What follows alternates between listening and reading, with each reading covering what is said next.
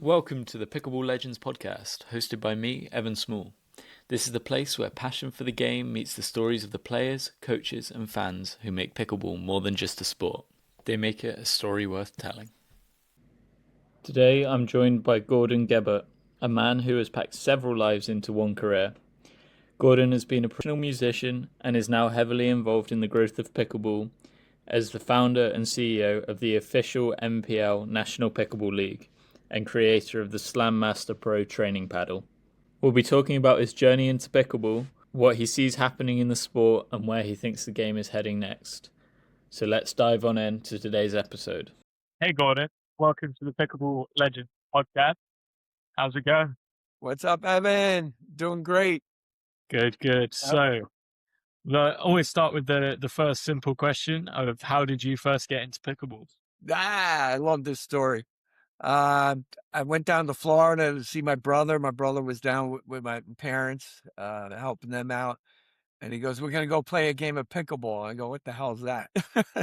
I had no clue. And I go, "Pickleball? What is that?" I didn't even know it was a game. I was like, he's going, "Let's go. You'll see. So he brought me on a court with these guys. And I'm sure I frustrated the hell out of them because I didn't know what I was doing. And my brother goes, he'll learn the game and this, and that. I'm sure the other guys are going, "Get him off the court. What are you doing?" But I learned the rules and all that stuff. And I'm competitive with my brother. Yeah. Sports, I played baseball, hardball, fastball and stuff. And then I came home and I Googled pickleball. And I always give credit to this woman, Betsy Underhill was her name. I'm still friends with her to this day. I said, "Teach me pickleball." And she goes, "All right." And I go, No. Teach me how to play pickleball. And she's like, "You sound like you're on a mission." I go, "Yeah, I want to go down to Florida and kick my brother's ass." So that's how I got introduced to pickleball. And the rest is like kind of pickleball history. So, Yeah. yeah. No, that's great. So it was a family involvement thing. Yeah, it was definitely. My brother played a lot down in Florida, so Yeah. he knew all the Florida people. And then when I came back up here, I started playing with all these different places. I was playing morning, afternoon, late afternoon, and the evening. Properly addicted then. And I was playing all these different places, all these different players. And this guy Bob Bull, who I'm still, he was a great tennis player, and he was doing pickleball. And he says, "You're gonna burn yourself out." He saw how I was playing all these different places. I go, "Yeah," because don't get hurt. You're gonna burn yourself out. And he's been following me ever since. My pickleball career. And he goes, "You grew. It's so addictive." I got addicted to it, and you meet so many great people. That's Yeah. the thing. I think that's the best part of the sport, Yeah. right? Is all the people that you meet through it. Yeah. So where did it go from there then? Once you first got addicted, how long ago was that again? That's I gotta get it right. I always say it's shorter than what it is. It's probably 7 or 8 years. Yeah, Wow. approximately. Yeah. So So from there, that, how did it grow for you? yeah, it was before the C word. I hate saying it. The COVID years or whatever. Right before COVID started, though, I invented the Slam Master paddle. Yeah. So I invented this training paddle. And then right before COVID, and then when COVID happened, I was in my driveway and I just practiced by myself. It's a self-practicing tool. And it really got my hands really good, my eye-hand coordination, And then when I started playing again, everybody goes, "How'd you get so good?" And I go, this is what did it, And then my shot selection got better and better and better. And then, and it's a matter of playing. You can watch all the videos in the world, with all the strategy and everything, but you got to get muscle memory. You got to get it all like certain shots I do when certain shots come to me and certain things I do. It's all a matter of putting all those reps in, Yeah. Yeah. So tell us about the Slam Master then. How did the idea come about? Where did it come from? So this is wild. I was I thought of the little toy. I don't know if you had it in England. You Yes. probably did. It's probably a The bat and worldwide ball. toy, the little tile. And I always make the joke when I describe it. I said, the rubber band broke the first 5 minutes you played with it, or the staple came out. Because Yeah. it was a little rubber band stapled onto a little paddle. I actually have one. I should have put on. And I said, let me replicate that, and a big version of that. And it took me. And the idea came when I bought it. I bought a net to use in my driveway, and it Yeah. came with 4 wooden paddles. And I wouldn't have came up with the idea if I didn't get the 4 wooden paddles. I wouldn't Yeah. have thought it. But I was able to destroy those 4 wooden paddles, trying to make it. I have the original paddle that I made it with, and I was stapling rubber bands onto it and tying it to a ball and trying to hit it. And it wasn't Yeah. working. It wasn't working at all. And I went over, I was like frustrated. I was like on a mission with this. It's got to work. It's got to work. I'm like stubborn. I'm stupidly stubborn, And I was going at it for like weeks, trying to make this thing work. So I go over to my friend's house, one of my best friends, and I go, I'm trying to make this stupid thing, and he goes, Yeah. I might have something for you. I go, all right. He goes down in his basement. He comes back, and he has a cord that he took out of a waistband. All right. Yeah. And I stapled it to the paddle, and I, attached it to the ball. It was longer, but it had the right tension. And then all of a sudden I started hitting it, started coming back. But it was, it was hard doing it, but it worked. And I go, Eureka! It was like, the Wright brothers, finally the plane flew, And it was like, if they make a movie out of it, it'd be a dramatic moment, So I was like, oh man, it works. It works. So then I, had to, fine tune it and everything. But the key is the cord. Yeah. And I had actually got, everybody thinks they can make one when they see it, and it's real hard to do. The cord is custom tension. Right. I had to get the right tension and the right length. And you know how I lucked out, Evan? The right length on this is 7 feet. For the same length as the kitchen. Kitchen to the net. Yeah. So but any longer, the ball died. It just dies. And you can shorten it, which is great. But the maximum length is 7 feet. And you could do your dinks. I mean, it was like divine intervention with it. So I could actually dink with it, and it goes over the net and comes back automatically. It was like, oh my God, this is so fantastic. That's Then great. my buddy Coach Z, he's the one that came up with doing volleys with it. So I was just doing ground strokes and doing dinks with it. Yeah. And he shortened, like we pull the cord and shorten the ball. And then we start doing volleys with it. And that's when you get really fast hands. You've seen the videos. People can look up the videos. Yeah. And that's where I got really good, when I started doing it. And I've handed the paddle. Now I've gone to Delray Beach, Boca Raton, and all the we set up a booth to sell the Slam Master, and all the pros would walk by and laugh. They would go, look at that stupid thing, that goofy thing and everything. And they all like making fun of it. And I go, yeah, try it. And they wouldn't try it. They wouldn't even try it. Yeah. So that was 1 year, and all the amateurs were buying it. And they were like, all the kids were playing with it and everything. I'm going, this is great. But the pros were making, and I always wanted to do it as a pro training paddle. But none of them, they were all laughing at me. The next year I went back there, and all the pros, walking by and go, play me. Go on the court and play me. And then they saw the fast hands I had and everything, go, oh my God, who is this old guy, beating 28-year-old pro players. And Scott Moore came over. I don't know if you know who Scott Moore is. He's in the Pickleball Hall of Fame. He's one of the premier pickleball players. He came over to my booth. He said, let me try it. I saw it last year. And he had an open mind, Yeah. He couldn't do the volleys, and I was doing them. And he said, and he was doing this in public, and we have it on video. And he goes, let's go to the side of the stadium. I don't want anybody to watch it. Teach me how to do it. I go, all right. Start doing it. Then he goes, I'll be right back. I got to go to a match. And he was doing about 10 minutes. I taught him how to do it, but he was having a tough time, but he was doing it. Yeah. He came back 45 minutes later. He goes, give me that thing. I just won gold. I think I won it on a firefights. Really? I think your paddle helped me. I think it did it.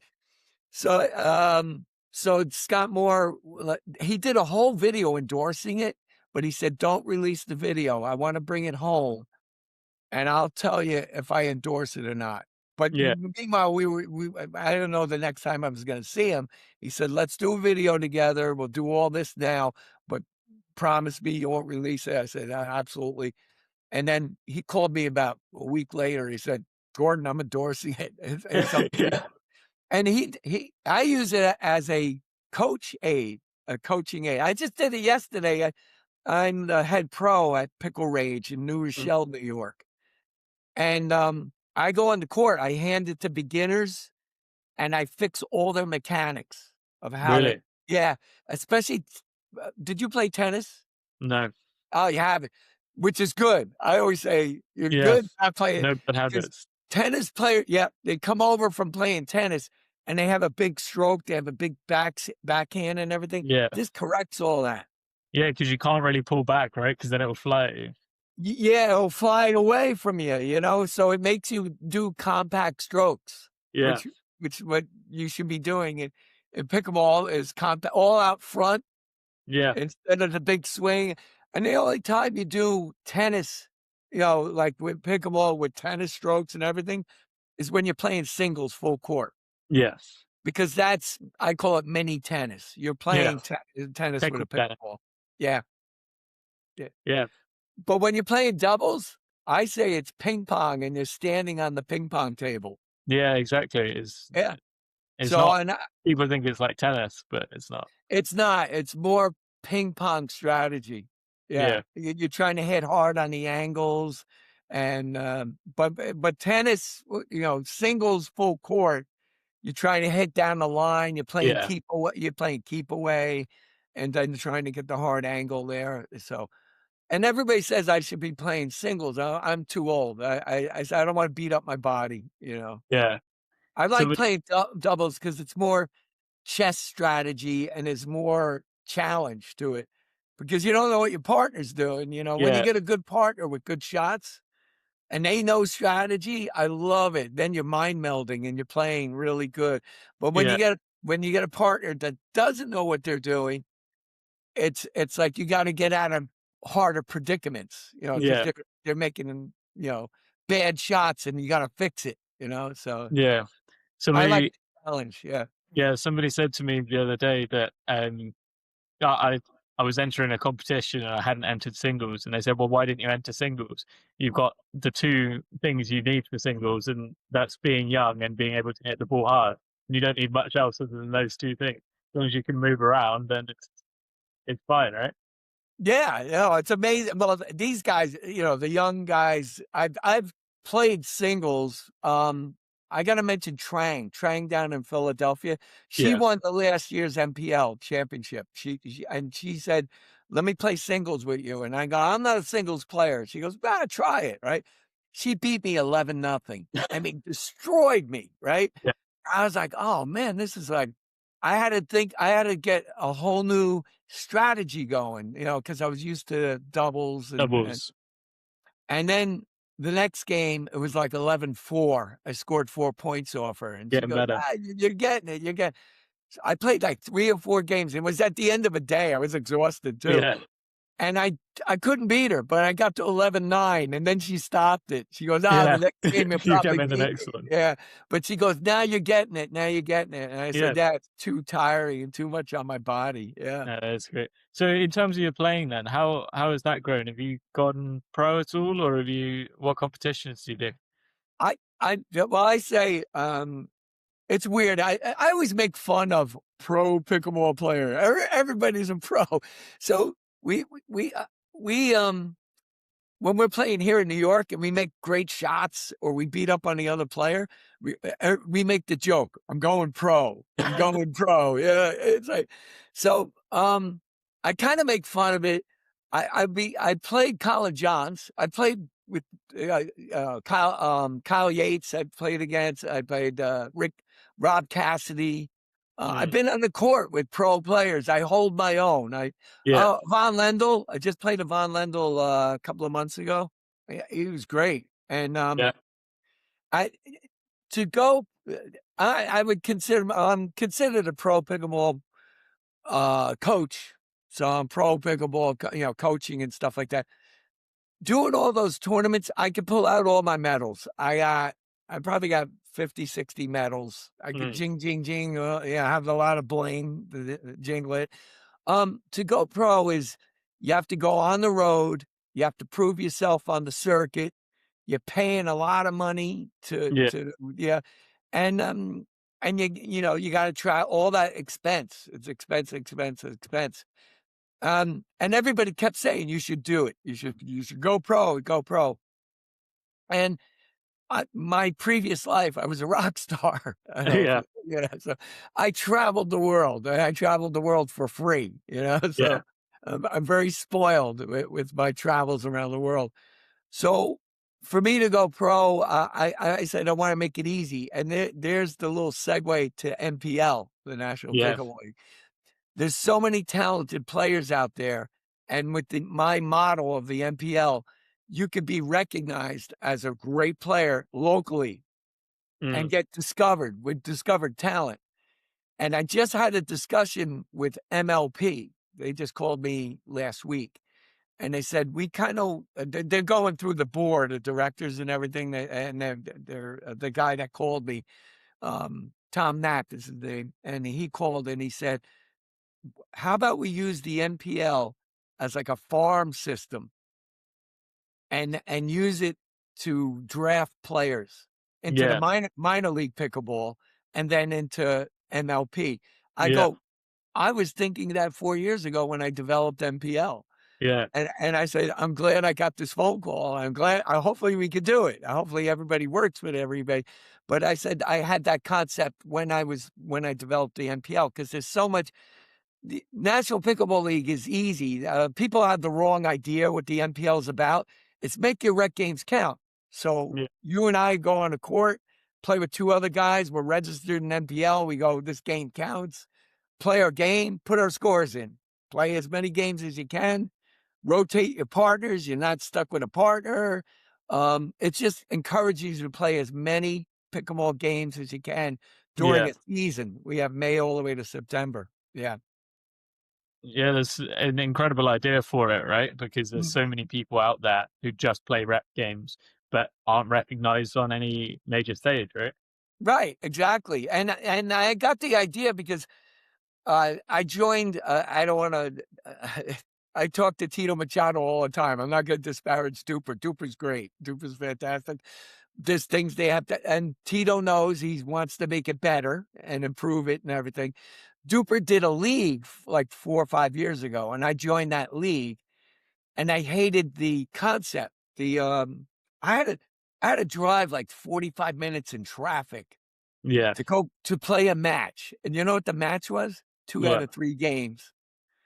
It was 3 games. Yeah. Was the match. So I was driving 45 minutes to play 3 games. The games were over in 30 minutes, and then we ended up playing rec games anyway. So I did that Duper League, and they dropped it. They dropped that whole format and everything. But that's where I got the concept of, just make your rec games count. Play as many games as you want. Just put the scores in. It's a much more simple. It's very simple. It's really, a simple concept. And everybody that hears about it, they make it more complicated than what it is. I go, no, just go on, do what you're doing right now, and put your scores in. That's all. Yeah. Yeah, and then you'll get recognized. You get ranked on our website and everything. Yeah. So what's the league for then? What, let's say you're the best in your area, what happens then? All right, so this is great. We run the season May all the way to September, and the top, and we have paid members and free members. And the paid members, it's only $59 to register. and the paid members get priority over the non-paid members. The non-paid members fill in the roster for the paid members to play. And then what happens is the non-paid members halfway through the season think they're doing great, and they go, well, I better pay. And I go, nah, your scores get wiped out. Right. So you can't bet on a horse halfway through the race, right? Yeah. Yeah, so you got to bet before the race starts. That's the analogy I use. So, you play all the way May, all the way to September, and we take the top 16 players from each state. And now we have countries added. Now we have countries playing. And you take the top 16 players, and they play a state championship. And we take 4 courts, 4 players on each court, and we do a round robin. And it's a lot of games. It's like, everybody plays everybody on the court, on their particular court, and then go up the river, down the river, and play again, play again, play again. And then we have the 2 top players from that. They're state champions. And they ask, oh, my rings, I got to show the rings, and they're in my bag. And you win these really cool rings, Yeah. And then after that, the top players from the states, they go to national championship. So that's pretty much the only time you got to travel is when you do your state championship. And you might not have to travel that far, 2 hours. It depends on the state. Texas, you might have to drive 6 hours, 8 hours. And then you play that championship, and then you go to a national championship. And I have a meeting right after this, right after, and we're trying to get, I don't want to, we had our first place prize the first year was a trip to Cuba. Really? To play pickleball, Wow. which was a fantastic trip. And I brought $2,000 worth of Slam Masters and pickleball equipment and gave it to all the Cuban kids.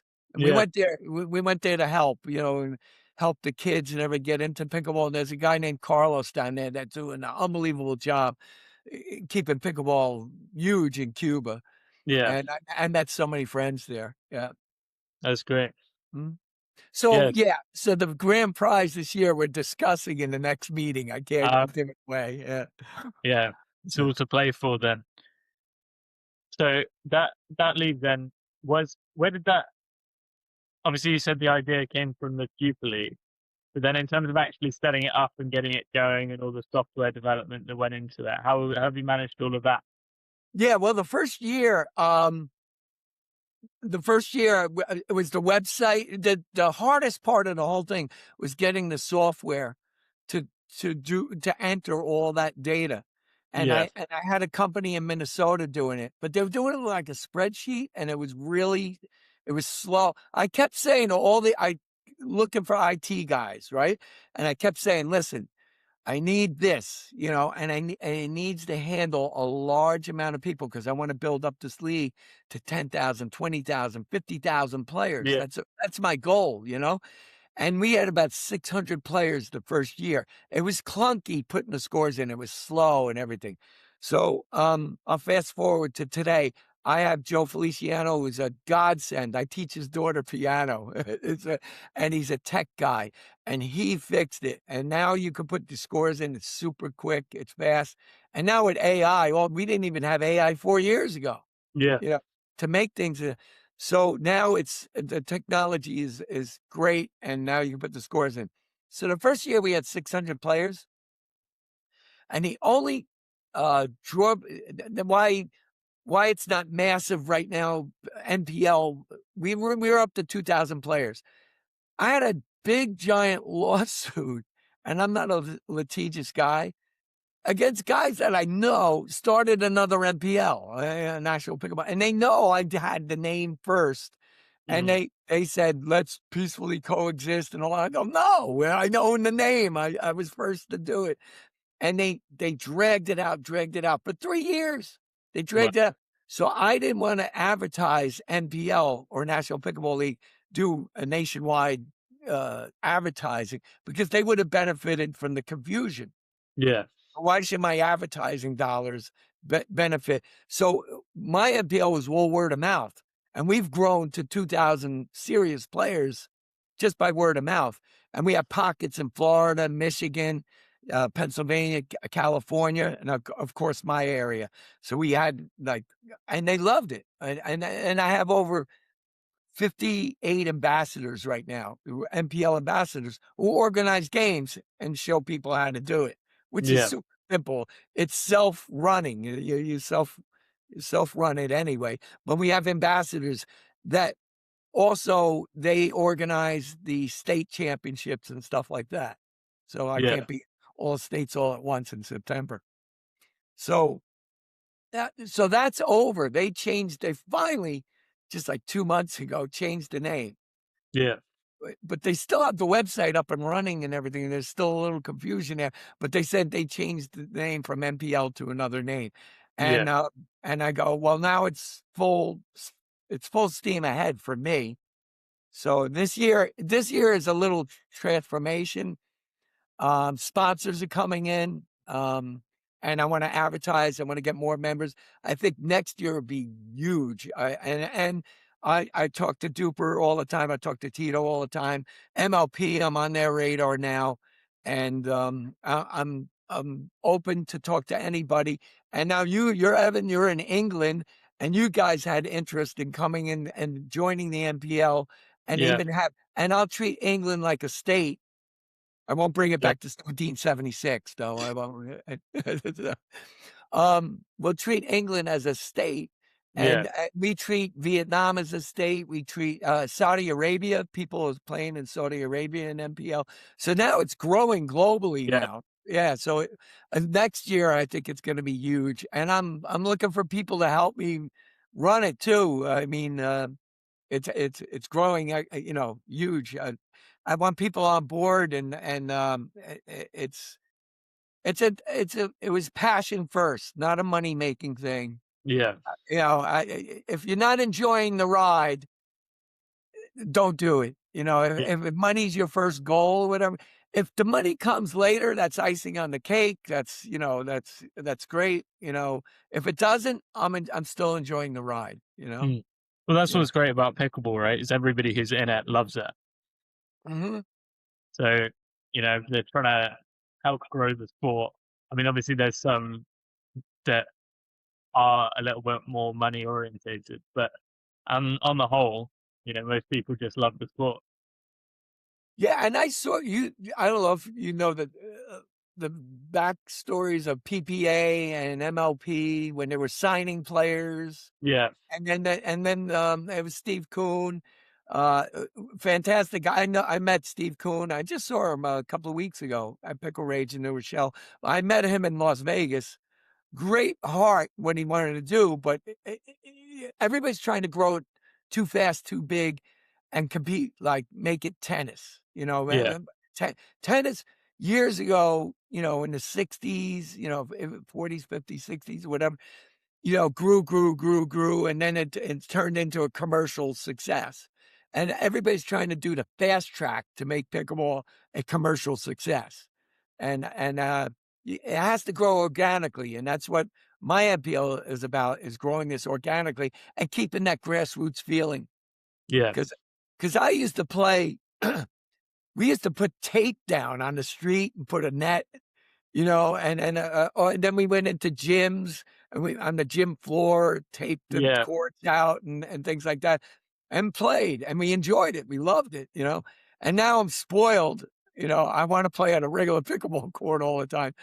I have 2 pickleball courts in my facility, private Yeah. courts, and then I work for Pickle Rage in New Rochelle. I'm the head pro there, and I was working at Old Oaks Country Club, which is one of the most prestigious country clubs in the whole United States, in Purchase, New York, and they had 4 beautiful outdoor courts, and we held the championship there. We had state champions there. Oh, yeah. And that was great. We had drones on there. It was really cool. We did a lot of production and everything. Yeah. No, it sounds incredible. In Yeah. terms of the sport in America, then how have you seen it grow over the past 8 years? Well, I didn't realize it, and then other people have, that has been in it for a long time. The Northeast, where I am, was the last to get the pickleball kind of craze going. It was the Northwest, where Bainbridge Island and Washington State and everything. And then it went down into California, Arizona. And I know the guys that run pickleball on the West Coast, and they're fantastic. Mike Hoxie does PIG, pickleball is great, calls it Pig. And he does a great job touring. I mean, there's a tournament almost every week he does it, the all West Coast and everything. And then Win Owen here on the East Coast, he's doing tournaments here. And I want to make NPL like the umbrella of all this. I'm not competing with anybody. I'd love to have everybody just, whatever leagues they're doing and whatever tournaments they're doing, have it the extra perk of adding it onto NPL. Yeah. You know? Well, it's a unique idea, right? And as you say, it fits into whatever competition or games you're playing, even if it's a rec game or if it's an English Open, for example. Yeah. I would love to take the trip to England. Are you near London or you're outside of London? I'm not personally, but a lot of pickleball is centered around the Midlands, near London, a bit more west than London as well. Right. Do you have indoor courts at all, or is it mostly all outdoor? Yes. Well, most of our courts are indoor. It's too rainy most of the time for outdoor courts. But yeah, we're having a few dedicated venues pop up around the place now. Like, ask me a year ago, and I would have said there's no dedicated facilities. But now they're all starting to pop up alongside paddle courts and stuff like that. So it's all. Well, in my area, in the New York area, within me, I call it the 30-mile radius. Yeah. We probably have 8 to 10 facilities. Wow. Indoor, and they're adding more. There's another one building 20 minutes away from me. Pickle Range in New Rochelle is a 20-minute drive from me. We have Yorktown Heights. We have Stamford, Connecticut. They're popping up all over the place. Armonk, Hawthorne, New York. There's the great place. They're building a new place there. It's great. But it's great for all the beginners and the intermediate players.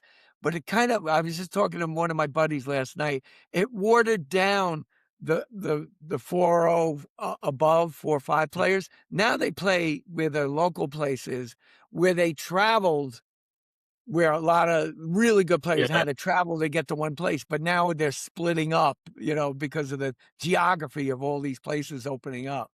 Yeah. I like playing with new players all the time. I'm a new player guy. I always want to play the unknown. No, it is great, right? There's different aspects to it. Obviously, it's very heavily on the social side of things, but then there's also that competitive aspect. And as you say, the more venues that are popping up, then the more options people have. So the less clumped together that they are. It's interesting. I've not thought about that before.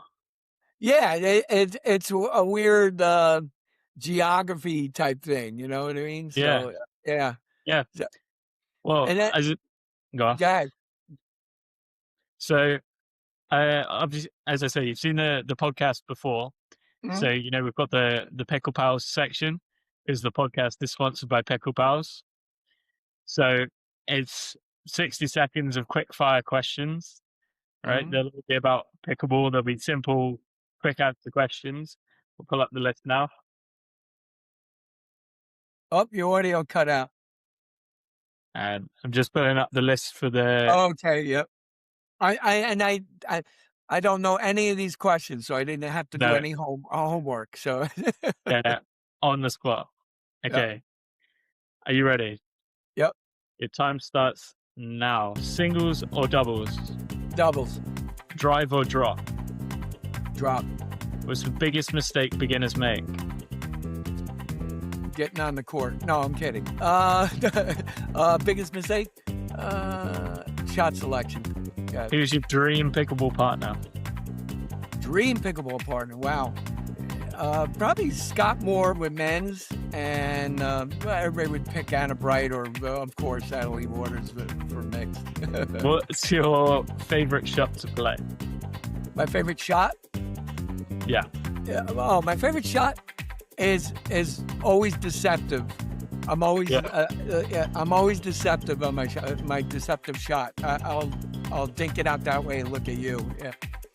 And last question is describe pickleball in 3 words. Obviously fun, social, growing. Those are some really good answers there. That minute of quick fire questions.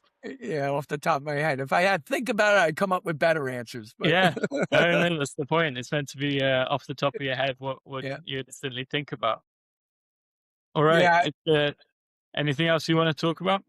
No, it's great. Evan, thank you so much for having me on. I love it. I love it. And you're in London, England. You're more than one. When you come over, we're gonna get on the court. Yeah, Or definitely. when I get over to London, we'll definitely. Or I'm saying London. I gotta go visit you where you are. How many hours away from London are you? Well, where I live is probably about 4 hours away from London. Wow. 5 Yeah. hours. But yeah. Yeah, but that'd be a great trip because I get to see Yeah. London as 4 exactly. hours away. Yeah. Well, you'll have to come over for the English Open at some point as well. Mhm. It's in September, That's great. Yep. August. Yeah. But we'll be working together with Pickle Pals. Pickle Yeah. Pals is great. Yeah, I love what you're doing with that. Thank you. Get the app. There's a Pickle Pals app. Yeah. And these guys are wonderful. Tell Jonathan that said hi. Yeah, I will do. I will Yeah. when I speak to him. All right. Well, thank you very much. It's been great to have you. Some great stories you've got, and I think it's just incredible what you're doing with the NPL as well. And I'm definitely going to get one of the Slam Masters because they look like great fun. Send me your address. All Send me right. your address. Thanks, Evan. That was Thanks awesome. for watching. Thanks for watching this episode of Pickleball Legends. If you enjoyed it, don't forget to like, follow and subscribe, whether you're watching on YouTube or listening on Spotify, Apple Podcasts or anywhere else you get your fix. We've got new episodes coming out every 2 weeks, so make sure you're following so you don't miss the next one. Thanks for tuning in, and as always, keep dinking, keep smiling and stay legendary.